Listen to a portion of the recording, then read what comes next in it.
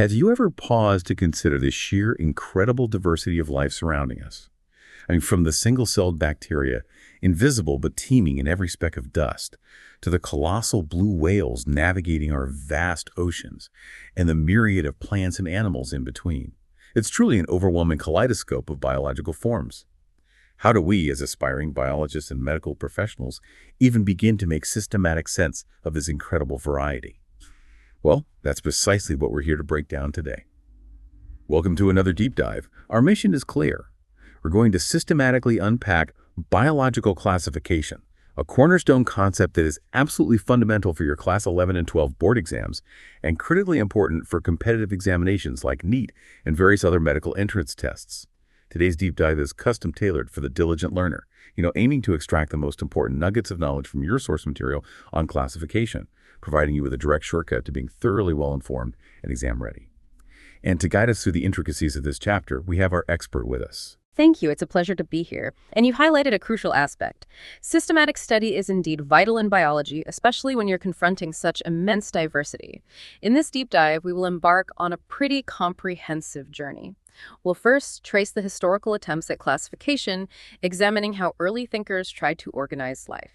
Then, we will dive deep into R.H. Whittaker's revolutionary five-kingdom system, meticulously analyzing its criteria and the distinct characteristics of kingdom Monera, Protista, and Fungi. We'll also provide a concise overview of Plantae and Animalia, setting the stage for their detailed study in subsequent chapters, which you'll definitely cover later. And finally, we'll explore those fascinating acellular forms like viruses, viroids, prions, and lichens that don't quite fit into the traditional cellular classification. Each segment is designed for clarity, precision, and most importantly, to be crystal clear and exam-ready for you. That's a very clear roadmap. So let's start right at the very beginning then, before any formal scientific methods were developed. How did early humans even begin to categorize organisms? What initially prompted these efforts, and what was their basis? That's an excellent starting point because it really sets the stage for understanding how biological thought progressed. Think back to the dawn of human civilization, long before scientific inquiry as we know it existed. People instinctively began classifying living organisms. This wasn't driven by some abstract curiosity about biological relationships, you see. Instead, it was born out of purely practical, immediate necessities for survival. Imagine early humans in the wild. They absolutely needed to know which plants were safe for consumption versus which were poisonous, which animals could be hunted for food and clothing, or what vegetation could provide shelter. So their initial attempts at classification were fundamentally pragmatic, based on utility for food, for shelter, and for clothing. It was really a non-scientific, purely functional basis. Now, fast forward quite significantly, and we encounter the earliest pioneer who attempted to establish a more, scientific basis for classification, Aristotle. This marked a critical turning point in how we approached biological organization. Aristotle, renowned for his acute observational skills, utilized simple morphological characters to categorize life forms. For plants, his method was pretty straightforward. He grouped them into trees, shrubs, and herbs, primarily based on their size and, stem characteristics. For animals, his division was equally simple yet profound for its era. He divided them into two clear groups, those that possessed red blood and those that did not. While incredibly basic by today's sophisticated standards, this transition from instinct-driven utility to categorizing based on observable, shared characteristics, however rudimentary, represented a crucial first step towards systematic biological study. It truly laid a foundational stone for all subsequent classification systems, shifting from mere survival to the beginnings of scientific inquiry. That's fascinating, how practical needs first drove the efforts, and then Aristotle brought in this earliest hint of scientific observation. But what about the system that many of us are maybe more familiar with, at least historically? The two-kingdom system, proposed by Linnaeus. Could you explain its main features, and perhaps more importantly, highlight its limitations, the things that ultimately necessitated further advancements in classification? Linnaeus's two-kingdom system, yes, a landmark in its time. It broadly categorized all known living organisms into either Plantae or Animalia. And for a considerable period, this system gained widespread acceptance, primarily due to its elegant simplicity. It was a straightforward binary, wasn't it? If an organism possessed a cell wall and was generally immobile, it was placed in Plantae. If it lacked a cell wall, was typically mobile, and ingested food, it went into Animalia. This seemingly encompassed everything, and its ease of understanding really contributed greatly to its long-standing adoption. However, despite its simplicity and widespread use, this system eventually proved to be quite inadequate as our understanding of life's diversity deepened. Let's meticulously break down its critical limitations because these deficiencies really highlight the fundamental issues that necessitated a more comprehensive and nuanced approach. Firstly, and perhaps most significantly, it completely lacked any distinction between prokaryotes and eukaryotes. For instance, bacteria, which are prokaryotic, lacking a well-defined nucleus and membrane-bound organelles, were placed right alongside complex eukaryotic plants and animals that possess a true nucleus and intricate internal cellular machinery. This fundamental difference in cellular organization, which we now know is incredibly profound, was just not accounted for. Right. That seems like a huge oversight now. Exactly. And secondly, it indiscriminately grouped together unicellular organisms and multicellular organisms without adequate differentiation based on body organization. Consider organisms like Chlamydomonas, a single-celled alga, and Spirogyra, a multicellular filamentous alga. Both were conveniently placed under algae and therefore Plantae simply because they had a cell wall and were photosynthetic. This overlooked their vast differences in complexity. Okay, so unicellular and multicellular just thrown together. Precisely. Thirdly, and quite critically for understanding nutritional strategies, the Linnaean system failed to differentiate between photosynthetic organisms like green algae and non-photosynthetic organisms, specifically fungi. Both were lumped together under Plantae.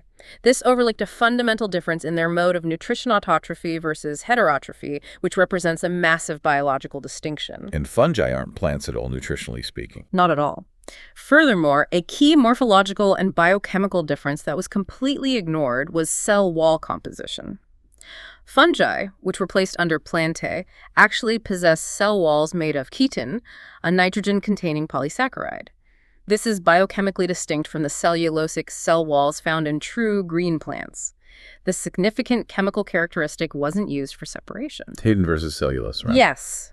And finally, as biological knowledge rapidly expanded, a growing number of organisms simply did not fit neatly into either Plantae or Animalia. Organisms like Euglena, for example, posed a real dilemma. They have chloroplasts and can photosynthesize like a plant, but they also move using flagella and can ingest food like an animal. Ah, the ones that don't fit in either box. Exactly.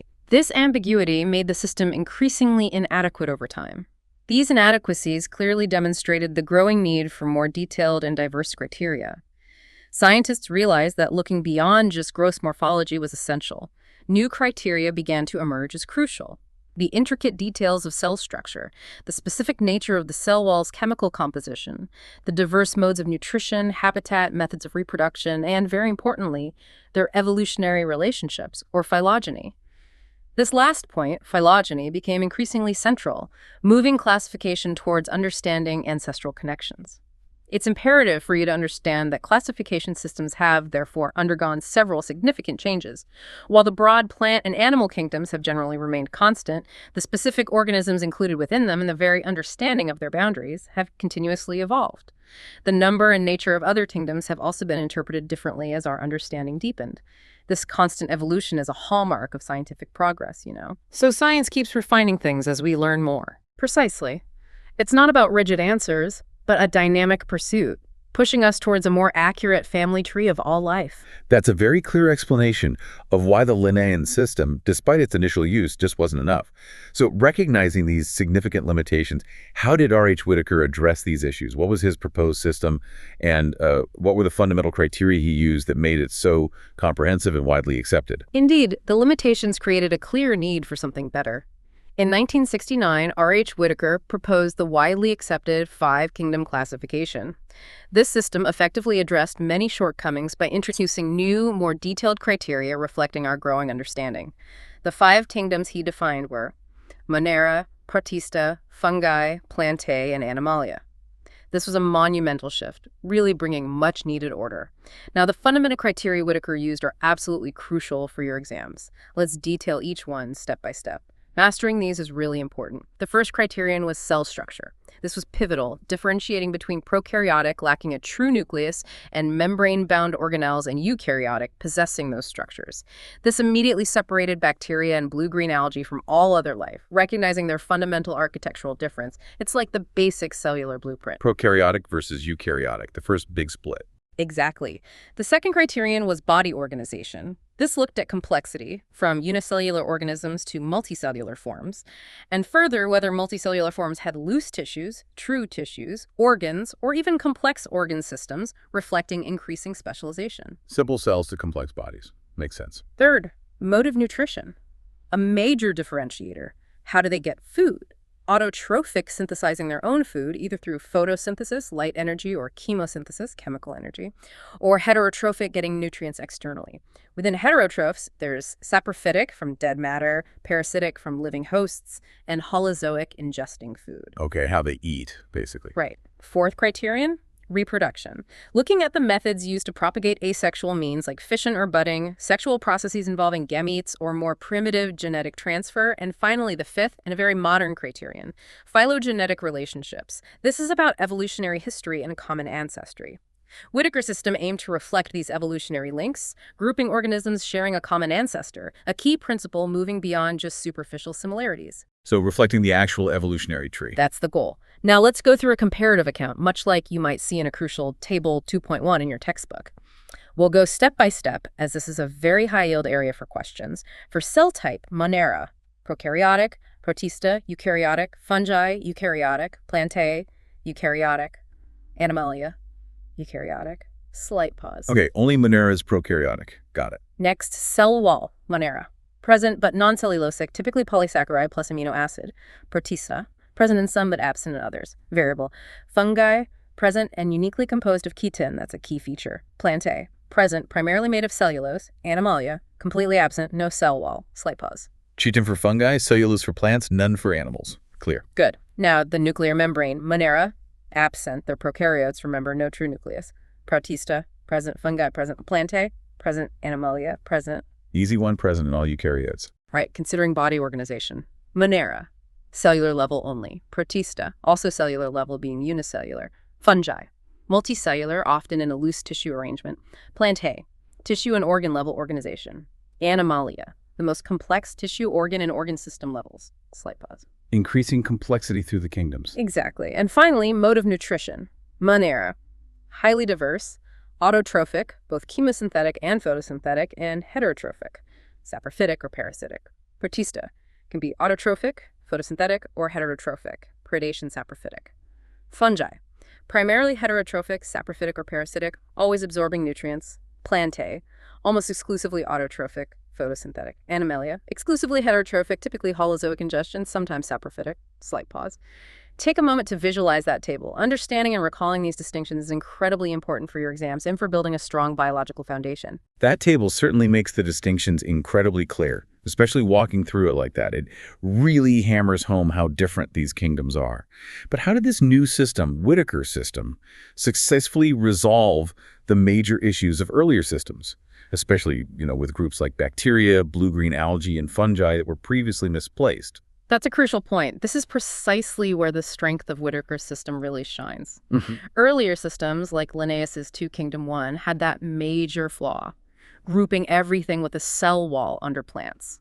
This meant vastly different life forms. Bacteria, blue-green algae, cyanobacteria, fungi, mosses, ferns, gymnosperms, angiosperms were all considered plants. Just based on having a cell wall. Right. And the inherent problem was placing groups together that differed hugely in other critical ways.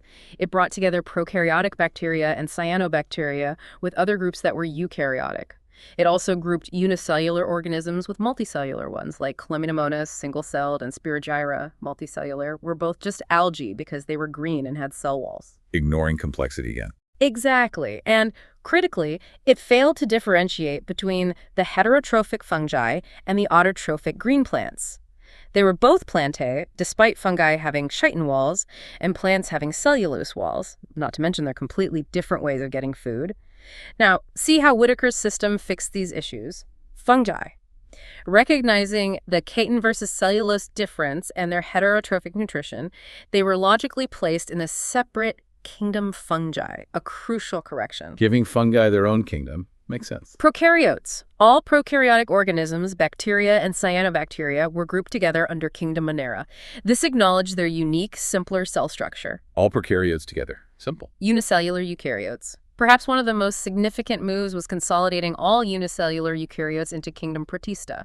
Organisms previously scattered, like Chlamydomonas and Chlorella, earlier in Plantae, were brought together with Paramecium and Amoeba, earlier in Animalia. So Protista became the kingdom for single-celled eukaryotes. Correct. It recognized their shared eukaryotic structure despite other varied features. These changes happened because the criteria improved drastically cell details: biochemistry, nutrition, evolution. And classification isn't static, it's dynamic. Changes will continue as we learn more, especially with DNA sequencing, pushing towards systems that are increasingly phylogenetic, reflecting true evolutionary history. As a quick side note, relevant for higher classes, Carl Woese proposed a 3-domain system. It splits Monera into archaea and bacteria, with eukarya as the 3rd domain for all eukaryotes, leading to 6 kingdoms. Okay, something to keep in mind for later. Yes, but for this deep dive in your current syllabus, we'll focus on Whittaker's 5 kingdoms. Specifically, Monera, Protista, and Fungi now. Plantae and Animalia are huge topics for separate chapters later. Now that we have the big picture, let's begin our detailed dive into the specific kingdoms, starting with Monera. What are its defining characteristics, and what makes bacteria, its sole members, so incredibly diverse and, well, resilient? All right, let's unlock the world of microbes in Kingdom Monera. You're absolutely right. Bacteria are the exclusive members here. They are, without doubt, the most abundant microorganisms on Earth. Their omnipresence is astonishing. A single handful of soil can contain hundreds of thousands, if not millions of them. What's even more remarkable is their adaptability. They thrive in some of the most extreme habitats imaginable: scorching hot springs, arid deserts, freezing snow, deep oceans, places where few other life forms can survive. Many also live as parasites on or inside other organisms. They really are everywhere. They are. And to visualize them, bacteria are grouped into 4 categories based on shape, crucial for identification. First, the coccus, or cocci, which are spherical, like tiny beads. Next, the bacillus, or bacilli, which are rod-shaped, miniature rods. Then there's vibrium, or vibrio, which are comma-shaped. And finally, the spirillum, or spirilla, which are spiral-shaped, like a corkscrew. You might recall figure 2.1 in your textbook showing these distinct shapes. Now, despite their simple prokaryotic structure, bacteria are incredibly complex metabolically. They exhibit the most extensive metabolic diversity among all organisms. This is key. Simple structure, complex chemistry. Exactly. Some are autotrophic, making their own food, either photosynthetic autotrophs using light energy, or chemosynthetic autotrophs using chemical energy from inorganic substances like nitrates or ammonia to make ATP. However, the vast majority are heterotrophs, dependent on other organisms or dead organic matter for food. This diversity underlies their ecological importance. It's truly amazing how diverse they are metabolically. What allows for this? Can you elaborate on the different types, specifically archaebacteria and eubacteria? What makes them unique, especially their survival strategies and ecological roles? Absolutely. These 2 divisions, archaebacteria and eubacteria, represent fundamentally distinct groups. Let's start with archaebacteria, often called extremophiles because they thrive in incredibly harsh habitats, like halophiles in extreme salty areas, dermoacidphiles in hot springs, often acidic too, and methanogens in marshy areas, and importantly in the guts of ruminants like cows and buffaloes. Because they love extreme conditions. How do they manage that? The key is their unique cell wall structure. It's different from other bacteria, lacks peptidoglycan, giving them remarkable resilience against heat, salt, acid. And those methanogens, well, they are crucial. They produce methane gas. This is the basis for biogas production from cattle dung, a very important practical application, especially in India, for clean energy. Ah, the biogas connection. Very relevant. Indeed. Now, eubacteria, the true bacteria, thousands of types found everywhere, characterized by a rigid cell wall and, if motile, a flagellum. Within eubacteria, a key group is cyanobacteria, or blue-green algae. Remember, they're bacteria, despite the name. They have chlorophyll A, similar to green plants, allowing them to perform oxygenic photosynthesis. So they make oxygen like plants. Yes. They can be unicellular, colonial, or filamentous, found in freshwater, marine, or terrestrial habitats. Often have a gelatinous sheath. Environmentally, they often form blooms in polluted waters, which can be a big problem, depleting oxygen and releasing toxins. Oh, it's algal blooms, right? Exactly. But crucially, some, like nostoc and Anabaena, have specialized cells called heterocysts. These fix atmospheric nitrogen, converting N2 gas into usable forms for plants, vital for nutrient cycling. Nitrogen fixation, super important. Absolutely essential. Then there are the chemosynthetic autotrophic bacteria. They oxidize inorganic substances like nitrates, nitrites, ammonia for energy to make ATP. Ecologically, they play an indispensable role in recycling nutrients like nitrogen, phosphorus, iron, and sulfur. Without them, these elements would be locked up. The heterotrophic bacteria are the most abundant. Most are vital decomposers, breaking down dead organic matter. Their impact on humans is huge, both good and bad, beneficial. Making curds, producing antibiotics like from Streptomyces, nitrogen fixation in legume roots, rhizobium, harmful pathogens, causing diseases like cholera, typhoid, tetanus in humans, and things like citrus canker in plants. A real double-edged sword then. How do they reproduce? Primarily by fission, simple asexual division into two daughter cells. Think figure 2.3, one cell dividing. Under unfavorable conditions, they form resistant spores for survival, and they also have a primitive form of sexual reproduction involving DNA transfer, conjugation, which aids their adaptability. Finally, we must mention mycoplasma, unique because they completely lack a cell wall. No cell wall at all. None. Makes them pleomorphic, shape-changing. They are the smallest known living cells, can survive without oxygen, facultative anaerobes. Many are pathogenic in animals and plants, so Monera, incredible diversity in metabolism, structure, and roles, essential to grasp for your exams. Moving on from the prokaryotes, let's now explore kingdom Protista. What makes this kingdom unique? Its boundaries seem a bit fuzzy, you mentioned, and can you walk us through the main groups within it, highlighting their key characteristics? Indeed, kingdom Protista is fascinating and, yes, somewhat enigmatic. It comprises all single-celled eukaryotes. But you're right, its boundaries aren't always sharply defined. It's often seen as a catch-all kingdom for diverse eukaryotes that don't fit neatly into fungi, Plantae, or Animalia. What one biologist calls a photosynthetic Protista, another might lean towards calling a plant or alga.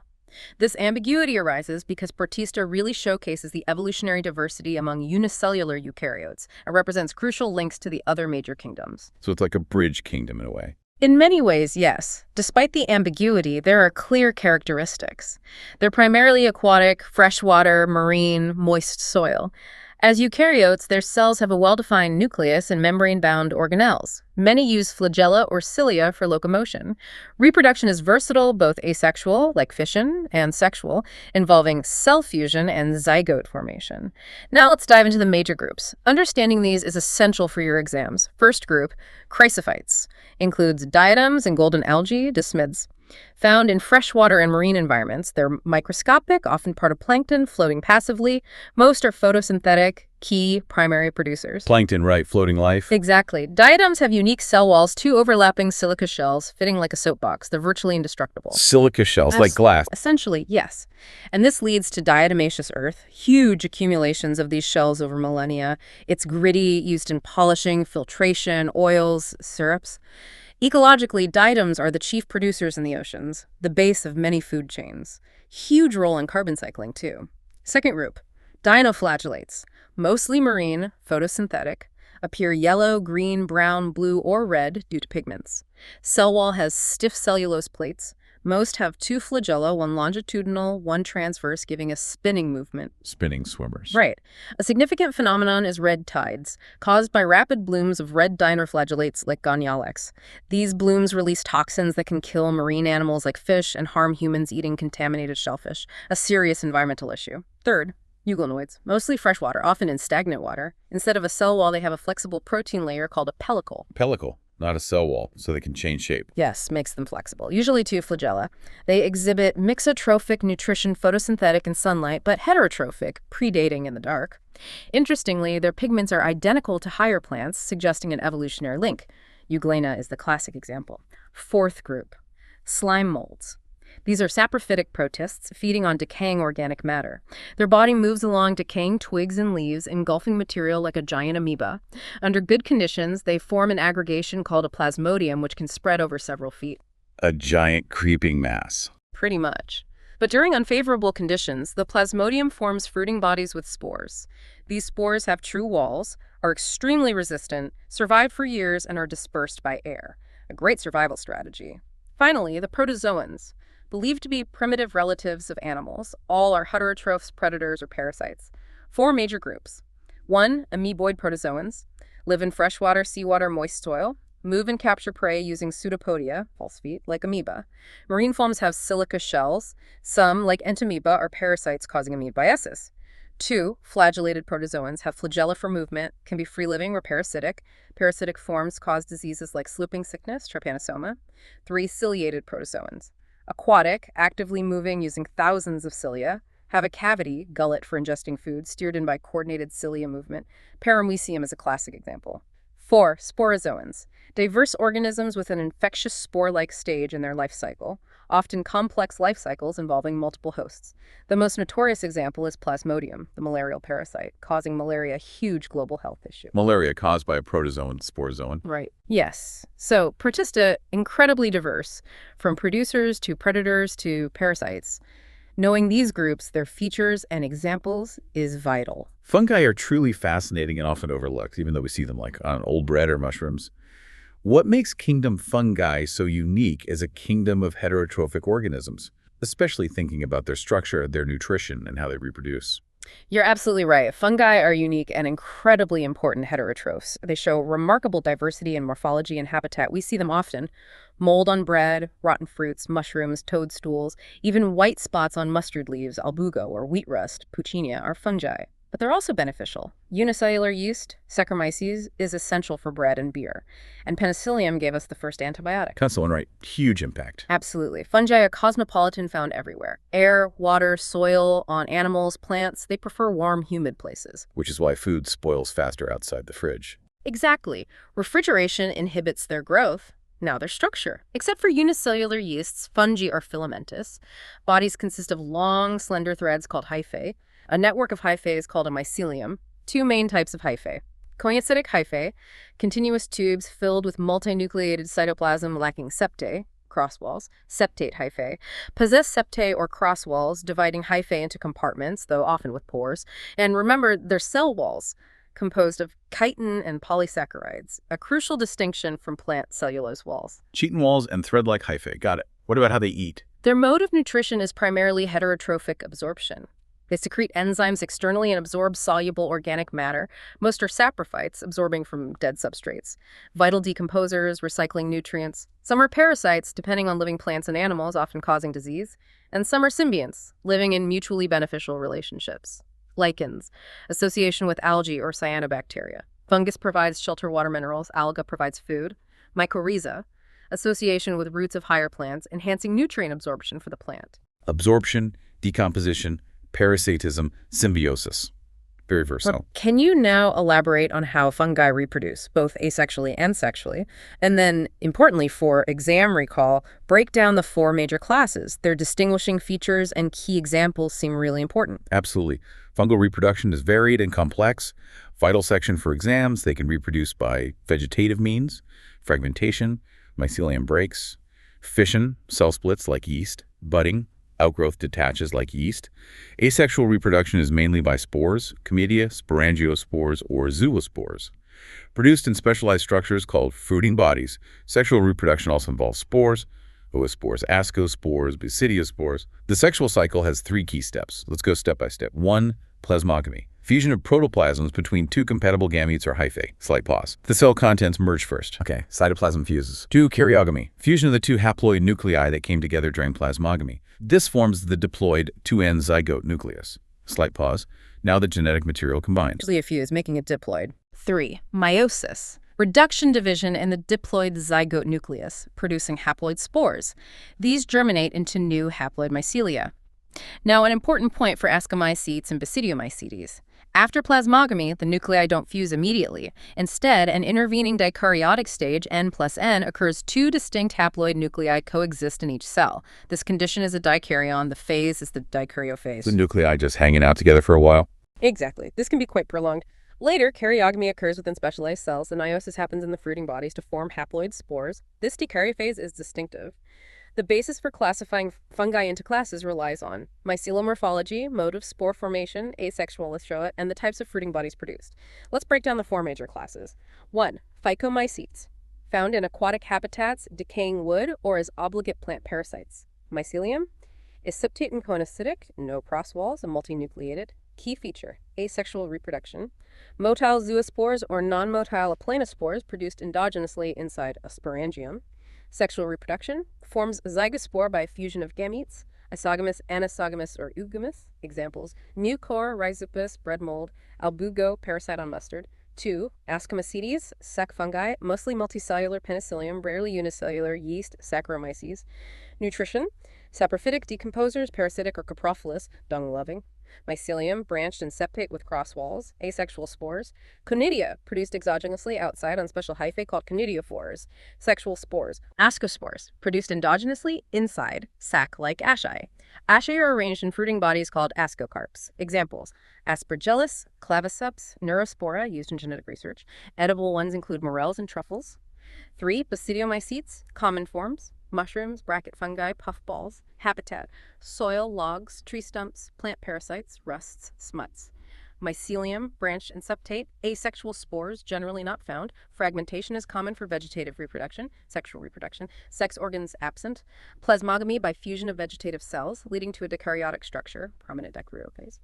Karyogamy and meiosis occur in the basidium, club-shaped structure, producing 4 basidiospores exogenously outside. Basidia are arranged in fruiting bodies called basidiocarps, mushrooms. Examples, agaricus, mushroom, ustulago, smut, puccinia, rust fungus. 4. Deuteromycetes, imperfect fungi, called imperfect because only asexual vegetative phases are known. So we haven't found their sexual stage yet. Exactly. If sexual forms are discovered, they're moved to Ascomyces or Basidiomycetes. It's a temporary holding group. Reproduction, only by asexual spores known as conidia. Mycelium, septate and branched. Nutrition, some saprophytes or parasites. Many are important decomposers of litter, vital in mineral cycling. Examples, Alternaria, Coletotrichum, Trichoterra. So review these classes carefully. Mycelium type, spores, reproductive cycles, examples, very important for exams. We've covered Monera, Protista, and fungi in impressive detail. Now, what about Plantae and Animalia? What are their key differentiating features in this five-kingdom context? And why are they usually studied separately in such depth? Indeed, Plantae and Animalia are integral, but their sheer complexity and diversity warrant separate studies. We'll give a concise overview now within Whittaker's framework. Let's start with kingdom Plantae. Primarily includes all eukaryotic, chlorophyll-containing organisms, plants, defining feature, photosynthesis, primary producers on land. But there are exceptions. Some are partially heterotrophic. Insectivorous plants like bladderwort and Venus flytrap trap insects for nitrogen. Parasitic plants like Cuscuta, daughter, lack chlorophyll and depend entirely on hosts. So not all plants make all their own food. A few exceptions, yes. Structurally, plant cells are eukaryotic with a prominent cell wall mainly of cellulose. They have chloroplasts, includes algae, bryophytes, mosses, pteridophytes, ferns, gymnosperms, conifers, and angiosperms, flowering plants. A crucial aspect is alternation of generations. Their life cycle alternates between a diploid sporophyte, produces spores, and a haploid gamophyte, produces gametes. 2 different life stages. Yes, 2 distinct multicellular phases. Their relative lengths and dependency vary greatly across plant groups, which we'll study in detail later. Moving to kingdom Animalia, characterized by heterotrophic eukaryotic organisms, always multicellular, and critically, their cells lack cell walls. No cell walls in animals. Big difference. A huge difference. Animals depend on plants for food, directly or indirectly. Nutrition is primarily a holozoic ingesting food into an internal cavity for digestion. Reserves stored as glycogen or fat generally follow a definite growth pattern, reaching a definite adult shape and size. Higher forms show elaborate sensory and neuromotor mechanisms. Most are capable of locomotion. Sexual reproduction usually involves copulation, followed by embryological development. The details of animal phyla are covered in a separate chapter. That was a helpful overview of Plantae and Animalia. Finally, let's discuss those truly fascinating biological entities that don't quite fit into Whittaker's 5 kingdoms. What exactly are viruses, viroids, prions, and lichens? And importantly, why weren't they included in this system? This is a critical point. They're part of the biological world, but outside the 5 kingdoms. The main reason is that Whittaker's system focuses on cellular organisms. Viruses, viroids, and prions are no cellular structure. And lichens, while cellular, are complex symbiotic associations of 2 different kingdoms, not a single organism in one kingdom. They just don't fit the criteria. So they break the rules of the classification system. In a way, yes. Let's break them down. First, viruses. Enigmatic. Not considered truly living because they lack cellular structure. They're inert crystalline structures outside a living cell, essentially genetic material, DNA or RNA, in a protein coat. Once they infect a host cell, they hijack its machinery to replicate, often killing the host. Living or non-living, that old debate. Exactly. They replicate like life, but only inside a host. Outside, they're inert.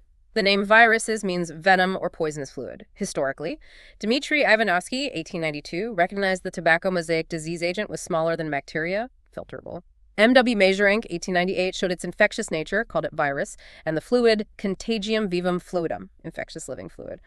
W.M. Stanley, 1935, showed viruses could be crystallized, mostly proteins, inert outside the host, obligate parasites. So they absolutely need a host cell. What are they made of? They're nucleoproteins, genetic material, either RNA or DNA, never both, protected by a protein coat called a capsid. The capsid is made of subunits called capsomeres, arranged in helical or polyhedral shapes. The genetic material itself is infectious. Genetic material varies. Plant viruses, usually single-stranded RNA, ssRNA. Animal viruses can be single or double-stranded RNA, sRNA, or double-stranded DNA, dsDNA.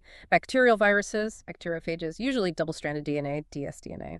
Viruses cause many diseases. Humans, mumps, smallpox, herpes, influenza, AIDS, HIV. Plants, mosaic patterns, leaf rolling, yellowing, dwarfing, stunted growth. Okay, so viruses are genetic material in a protein coat. What about viroids? Viroids, discovered by T.O. Diener in 1971, smaller than viruses, cause potato spindle tuber disease. The key difference: a viroid is just a free RNA molecule. It completely lacks the protein coat found in viruses, hence the name viroid. Its RNA is also low molecular weight. Smallest known infectious agents, plant pathogens. Just RNA, no protein coat. And prions. Prions. These are fascinating and quite scary. Certain infectious neurological diseases are transmitted by an agent consisting only of abnormally folded proteins. Just protein, no DNA or RNA. Correct. Yeah. No genetic material similar in size to viruses. They cause progressive fatal neurodegenerative diseases, most notable bovine spongiform encephalopathy, BSE, or mad cow disease in cattle, and its human equivalent, Creutzfeldt-Jakob disease, CJD. Misfolded proteins causing disease. Wow. And finally, lichens. Lichens. Not a cellular, but not in a kingdom, because they're unique symbiotic associations. A mutually useful relationship between an alga, or cyanobacterium, and a fungus. The phycobiont algal part is autotrophic, makes food via photosynthesis. The mycobiont fungal part is heterotrophic, provides shelter, absorbs water and minerals. Their association is so close they look like a single organism. They're also very important pollution indicators. Highly sensitive to air pollution, especially sulfur dioxide, so they don't grow in polluted areas. Their presence indicates clean air. A fungus and an alga living as one. And good indicators of air quality. Exactly. So these entities, viruses, viroids, prions, lichens, have unique traits that place them outside the standard five-kingdom cellular classification, highlighting life's amazing complexity. #outro. So to briefly summarize our deep dive today, we've traced the journey of biological classification, from early instinctive attempts through Aristotle's scientific efforts and Linnaeus's limited two-kingdom system. Then we extensively covered R.H. Whittaker's five-kingdom system, emphasizing his key criteria: cell structure, body organization, nutrition, reproduction, and phylogeny. We explore the defining features of Monera, Protista, and Fungi, detailing their structures, nutrition, reproduction, and key examples vital for your exams. We also touched upon Plantae and Animalia and delved into the intriguing nature of viruses, viroids, prions, and lichens, understanding why they fall outside the cellular framework. Remember, understanding classification isn't just memorizing facts. It's about appreciating life's diversity, evolution, and interconnectedness. For your NEET or board exams, please revise these key characteristics and examples again. Maybe draw your own comparative tables that can really help. And most importantly, practice past year questions based on this lesson to solidify your understanding. Feel free to revisit this deep dive or consult your textbooks if you have doubts. Consistent revision and active recall are absolutely key to success in biology. That was a truly insightful and meticulously detailed deep dive. Thank you for making such complex concepts so clear, especially with those comparative breakdowns. It really puts the evolution of biological understanding into perspective. As our understanding continues to evolve with new discoveries, how do you think future classification systems might adapt? Especially for things like viruses that blur the lines between living and non-living. It's a question that continues to challenge biologists and push the boundaries of our understanding. Thank you for joining us on the deep dive. Keep exploring, keep learning, and we'll catch you next time.